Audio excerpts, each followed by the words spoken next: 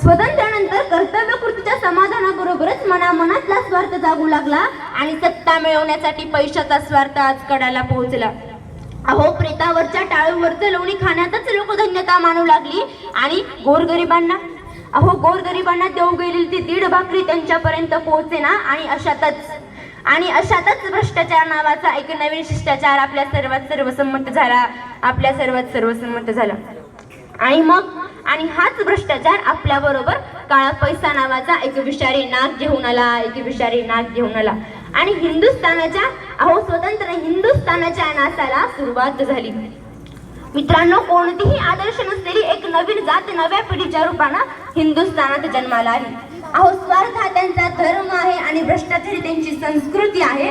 स्वार्थ हा त्यांचा धर्म आणि भ्रष्टाचार ही त्यांची संस्कृती आहे. काळा पैसा हाच त्यांचा परमेश्वर आहे. सत्ता मिळवणे हेच त्यांचे अंतिम ध्येय आहे. स्वतंत्र भारताला लागलेली हीच तर खरी कीड आहे. आणि निवडणूक हा त्यातला सर्वात सोपा आणि खरा मार्ग ठरला.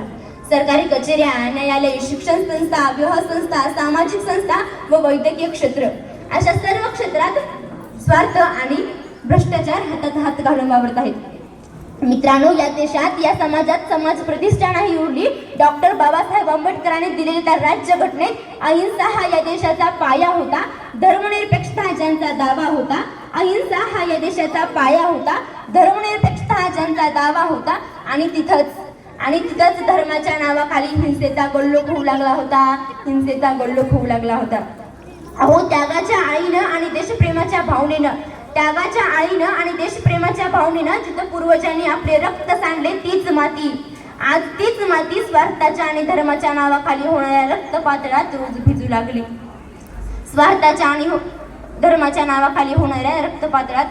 लागली.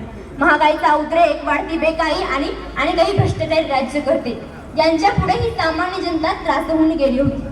पण मी म्हणते राज्यघटनेच्या तरतुदीनुसार दर 10 वर्षांनी परिस्थितीचा आढावा घेऊन त्यात बदल करावा अशी खुंद बाबासाहेबांनी लिहून ठेवली आहे.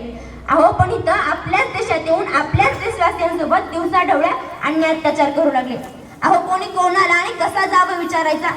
ज्या महापुरुषांनी स्वतंत्र मिळवले कित्येक महापुरुष फासावर सुद्धा गेले आणि आज त्यांच्या जयंत्या आपण साजरा करतोय.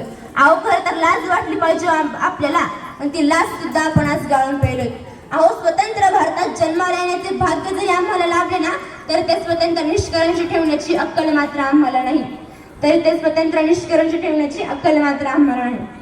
शेवटी एवढेच म्हणेन की उत्सवतीनं रंगांचा आभाळ याद सजला. आता मस्तक मी त्या सर्वांची ज्यांनी भारत देश घडविला. धन्यवाद. जय हिंद, जय महाराष्ट्र. खूप छान.